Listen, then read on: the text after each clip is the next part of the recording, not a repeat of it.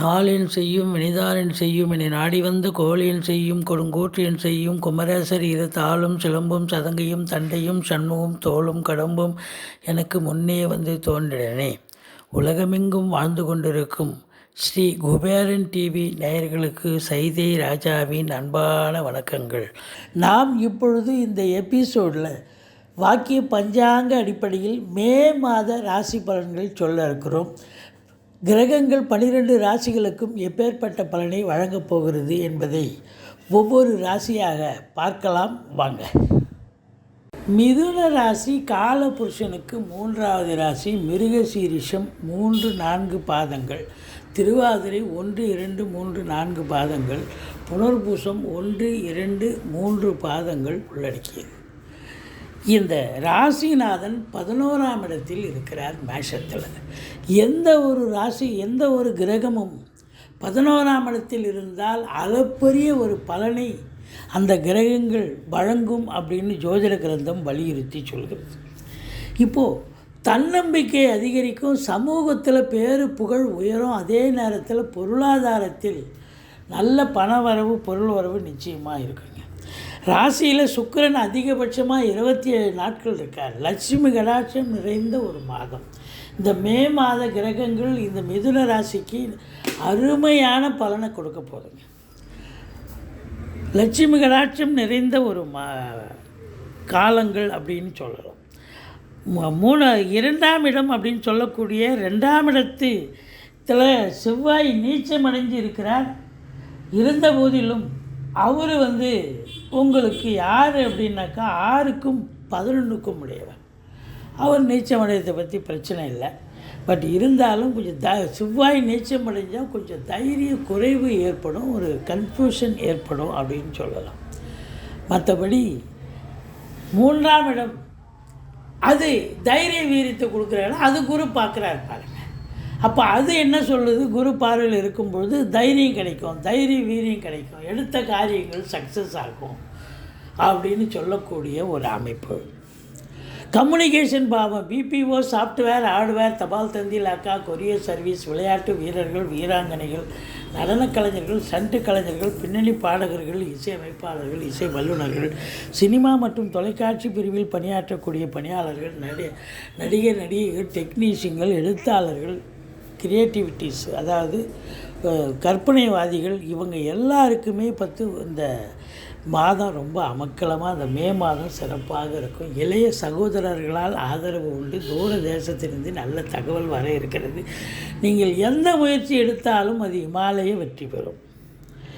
4ஆம் இடத்து அதிபதி புதன் 11ல் இருக்கார். அப்போது அசையா சொத்துக்கள் மூலம் வருமானம் கிடைக்கும். தாய் வழி சொந்தங்களால் ஆதாயம் உண்டு. படிக்கும் பிள்ளைகள் சூரியன் புதன் சேர்க்கை 11ல். அப்போ நல்லா படிக்கக்கூடிய ஒரு அமைப்பு. 3ஆம் இடத்து அதிபதியும் உச்ச நிலையில் இருக்கிறார். அப்போது இந்த மாதம் நீங்கள் தொட்டதெல்லாம் தொடங்க போகிறதுங்க. ஒரு சிலர் இடம் விற்பது வாங்குவது தொடர்பில் இருக்கும் அன்பர்களுக்கு நல்லதே நடக்கும். வீடு வாசல் புதுசாக வாங்கணும், ஃப்ளாட் வாங்கணும், இப்படி இந்த அபிலாஷைகள் நிறைவேறக்கூடிய ஒரு மாதம். அடுத்தது 5ஆம் இடத்தை குரு பார்க்கிறார். இது நாள் வரைக்கும் 5ல் கேது இருந்து சனி பார்வையில் இருந்து இப்போவும் கேது இருக்கார். ஆனால் சனி பார்வை இல்லை, குரு பார்வை இருக்கிறது. அப்போது பூர்வ புண்ணியத்தின் பலன் கூடுகிறது. குலதெய்வத்தின் அனுகிரகம் கிடைக்கப் போகிறது.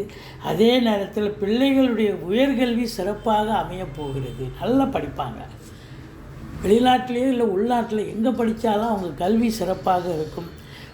குழந்தை பாக்கியம் நீண்ட நாளாக இல்லாதவர்களுக்கு குழந்தை பேர் கண்டிப்பாக கிடைக்கும். பூர்வீகத்திற்கு சென்று வருவீர்கள். பூர்வீகத்திலிருந்து நல்ல தகவல் வர இருக்கிறது அப்படின்னு சொல்லலாம். 6ஆம் இடத்தை சனி பார்க்கிறது. 6ஆம் இடத்தை சனி பார்த்ததுன்னா உங்களுக்கு மறைமுக எதிரிகளால் தொல்லை ஏற்படும்.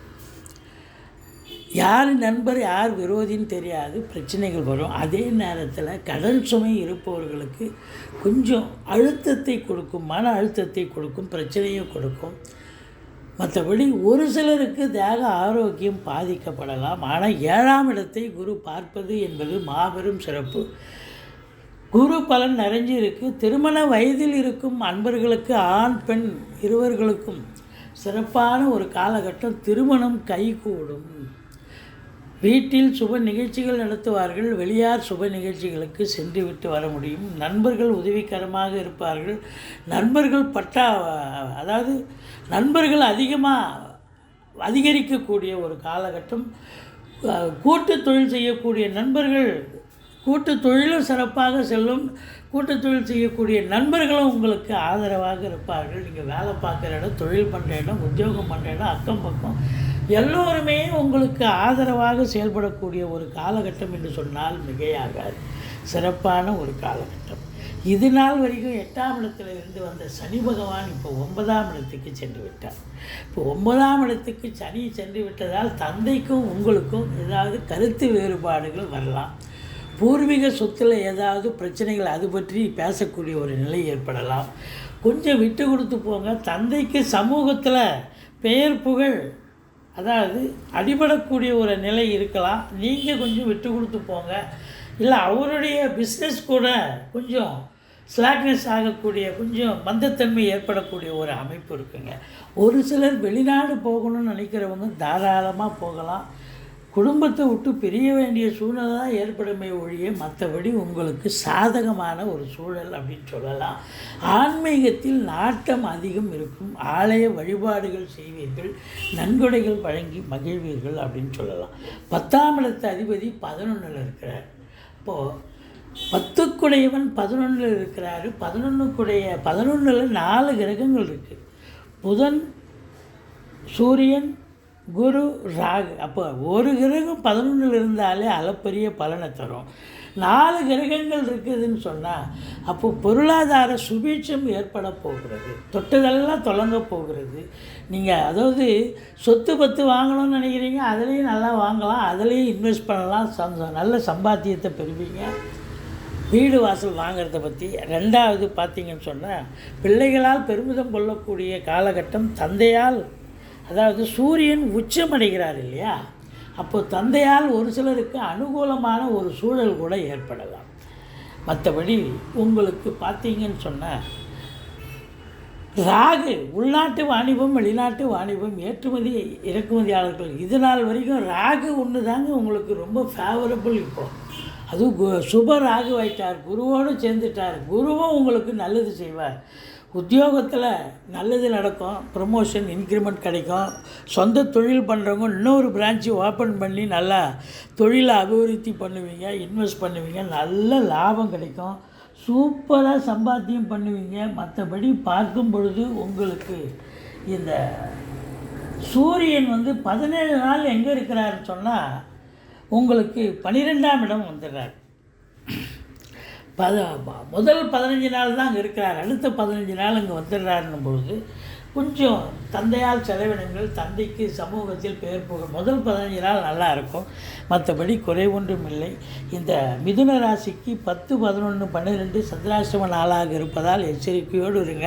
மற்றபடி குறை ஒன்றும் இல்லை. சூப்பரான ஒரு மாதம். அதே நேரத்தில் உங்களுக்கு நீங்கள் வணங்க வேண்டிய தெய்வம் பெருமாளையும் சக்கரத்தாழ்வாரையும் வழிபாடு செய்யுங்கள். வாழ்க்கை வளமோடும் நலமோடும் அமையும். இந்த மிதுன ராசி அன்பர்களுக்கு மே மாதம் மேன்மையான ஒரு மாதம். ஸ்ரீ குபேரன் டிவியை பார்த்தமைக்கு நன்றிகள். மேலும் இது போன்ற தகவல்களை தெரிந்து கொள்ள ஸ்ரீ குபேரன் டிவியை சப்ஸ்கிரைப் செய்யுங்கள். மறக்காமல் பெல் ஐக்கானை கிளிக் செய்யுங்கள்.